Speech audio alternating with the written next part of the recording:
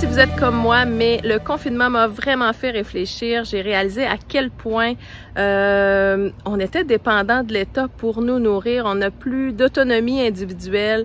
S'il se passe quoi que ce soit dans le monde, on doit avoir un État qui nous soutient. Sinon, c'est un danger de vie ou de mort pour plusieurs d'entre nous. Donc, je trouve que c'est important de remettre un minimum, pas viser 100% d'autonomie nécessairement, mais de dire on a un minimum de capacité de se débrouiller. Et malheureusement, au fil du temps, on a beaucoup perdu de notions sur la façon de cultiver. On est habitué d'aller chercher à l'épicerie. Mais dans le fond, si on s'y remet, c'est une certaine courbe d'apprentissage. Ça se fait pas du jour au lendemain. Donc, développer cette autonomie-là, ça se fait avec le temps. Donc, je vous encourage, peu importe la grandeur de balcon que vous avez un balcon, un petit terrain, un grand terrain, il y a toujours moyen de faire ça de façon très optimisée, d'avoir une belle variété, une belle diversité pour notre environnement, pour les animaux aussi autour de nous et une belle diversité alimentaire pour nous aussi, de manger du frais, du bon, c'est ce qui est meilleur pour la santé.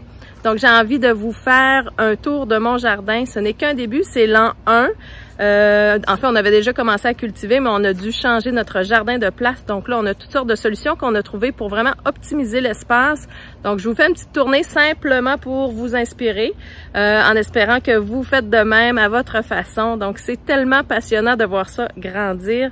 Allons-y, je vous montre ça. Alors, petite tournée de mon jardin, j'ai hâte de vous montrer ça. Une phrase très populaire en permaculture, c'est la suivante.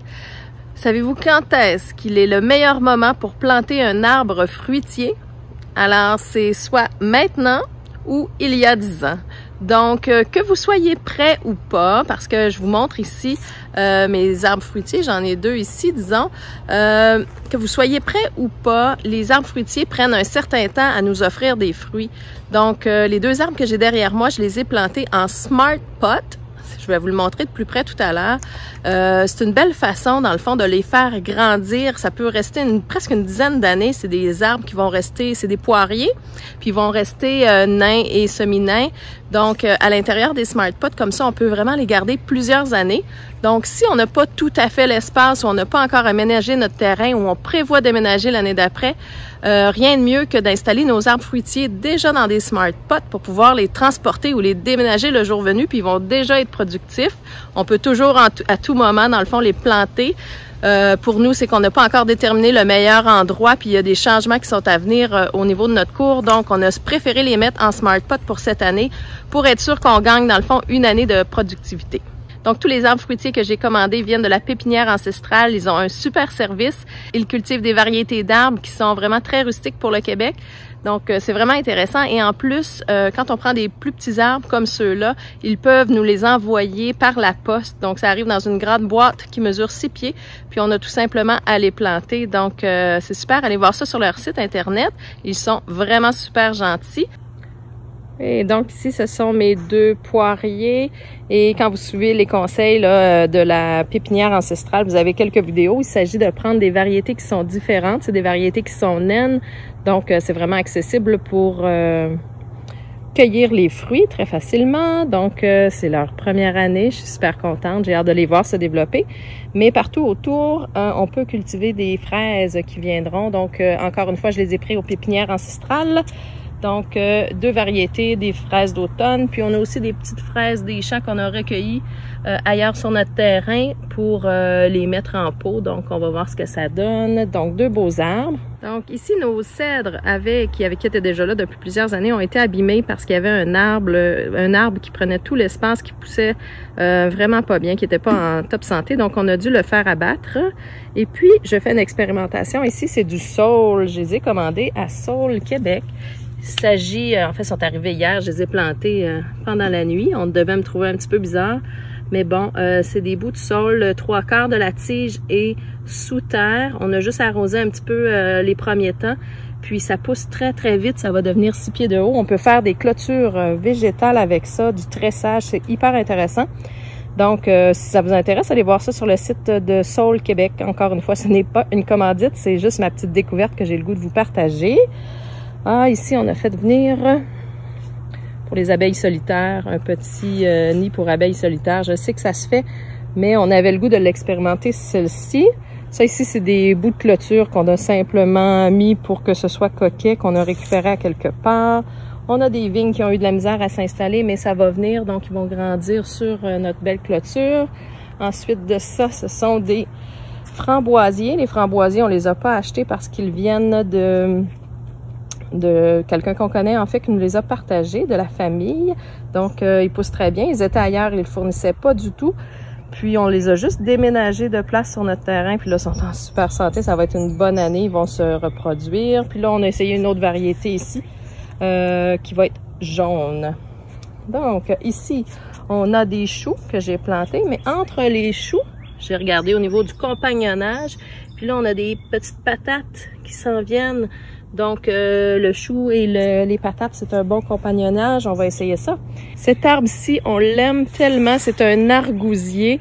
C'est notre 3e année qu'on l'a. Il nous a pas encore donné de fruits. Donc, j'ai beaucoup d'espoir pour cette année.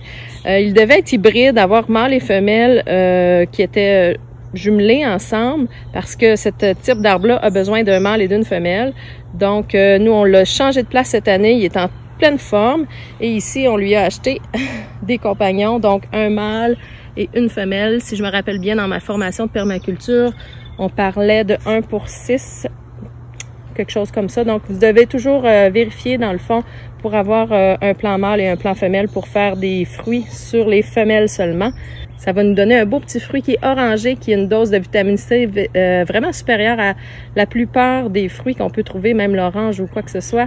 Donc, c'est vraiment intéressant. Ça pousse très bien ici. Ça a juste besoin de beaucoup de soleil. Donc, j'ai très hâte de les avoir, mes premiers.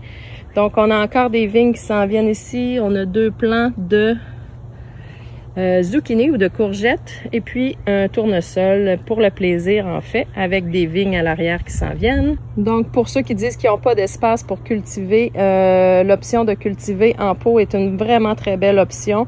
Donc soit des pots de plastique comme ceux-là, simplement pour du jardinage, puis on peut faire du compagnonnage, donc un beau plant de tomates avec du basilic, avec de la laitue.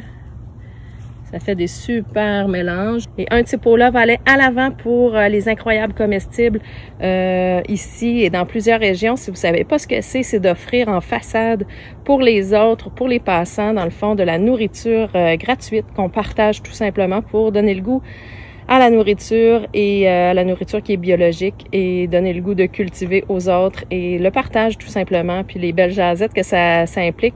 Donc, un de ces pots-là va se diriger en avant pour tout simplement partager avec le voisinage. Donc, ici, on est au Québec. Tout le monde m'a dit du kiwi. Et oui, ça c'est le kiwi mâle, celui-ci. Et j'ai 2 plants de kiwi femelles, donc ils vont grimper ici sur la clôture que j'ai installée tout près.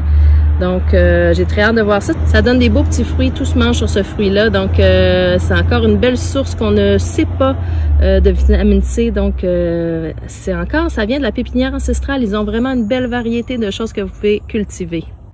Donc, toujours en pot, il y a vraiment moyen de cultiver. On a des fleurs qui s'en viennent, qui sont des fleurs comestibles, dont la souci. Ça va être, j'ai très hâte de voir ça. Encore un petit tournesol qui s'en vient ici, plein de laitue, plein de fines herbes en pot, plein de laitue. Alors, c'est pas une question d'espace. Tout le monde peut cultiver à son échelle.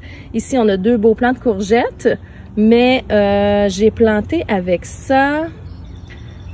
Mais j'ai fait des expérimentations. En fait, il devrait y avoir du maïs qui va pousser et des haricots. Donc, le maïs est comme... Ah, je pense qu'il y en a un qui s'en vient. Donc, le maïs est attention au tout début. Je vous le montrerai plus tard dans l'année. Mais bon, le maïs va servir de tuteur pour les haricots. Et puis, le haricot va donc grimper sur le maïs. Et puis, aussi, j'ai mis dans les coins ici des graines de citrouille que j'avais récupérées de l'année passée, des citrouilles des enfants à l'Halloween.